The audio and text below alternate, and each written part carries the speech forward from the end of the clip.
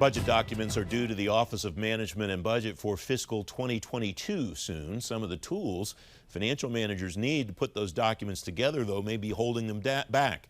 Doug Criscitello is a fellow at the National Academy of Public Administration. He's former chief financial officer at Housing and Urban Development and the Small Business Administration. Doug, welcome. It's good to see you.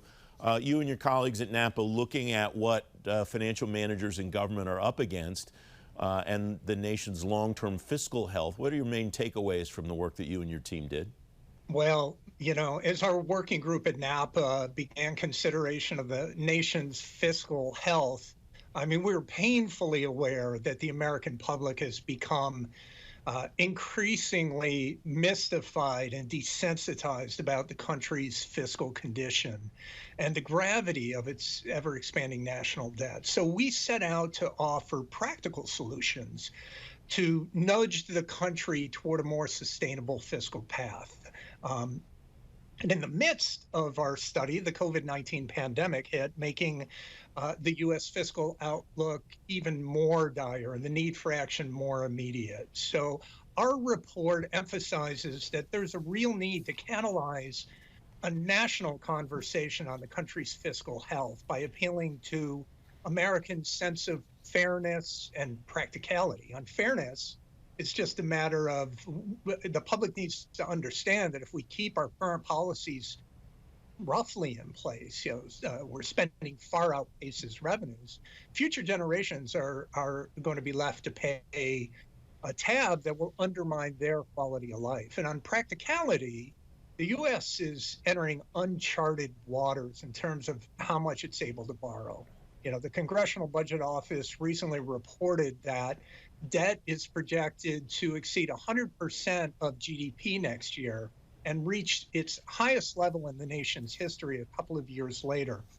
You know, by way of comparison, that ratio was about 35% as recently as 2007. So we've tripled our indebtedness in short order. So a national debt of this magnitude could undermine the strength of the country if investors begin to demand significantly higher interest rates from the U.S. or refuse to lend at all. You make a number of recommendations, you and your colleagues, in this work, Doug, and a couple of them I want to focus on in particular. One is fixing a broken federal budgeting process. Is there anything that executive branch leaders can do about that, or is that all up to Congress to be able to try to straighten that out?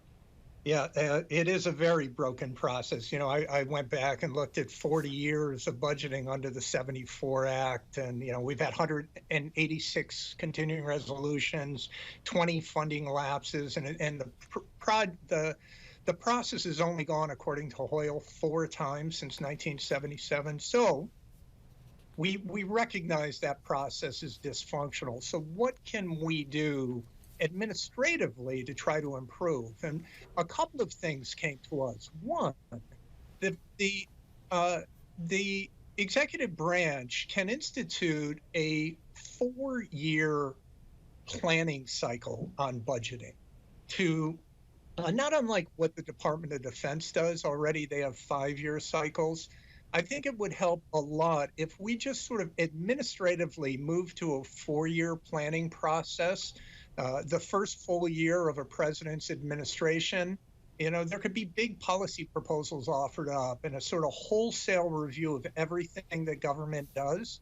But we don't need to reinvent that wheel every year.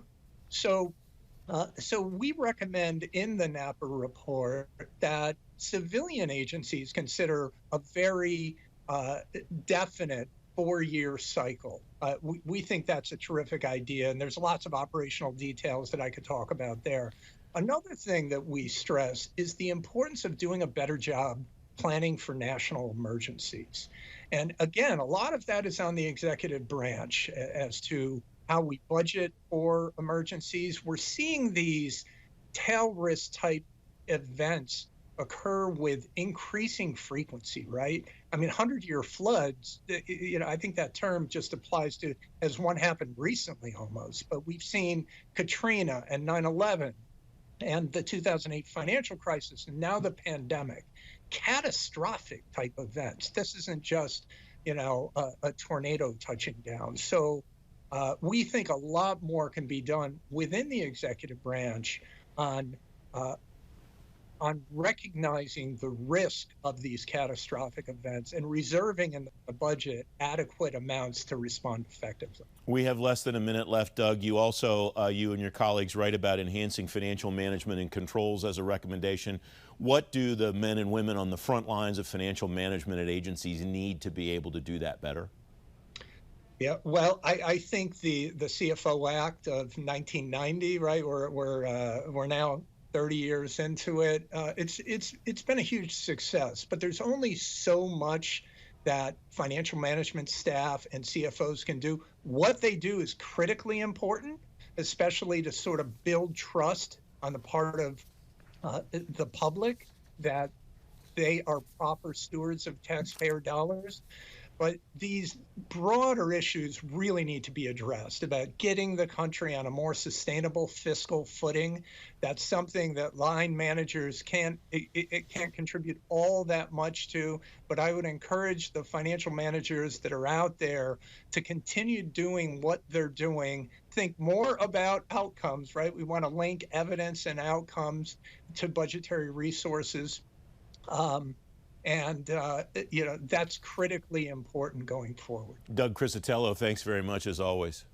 Thanks, Francis.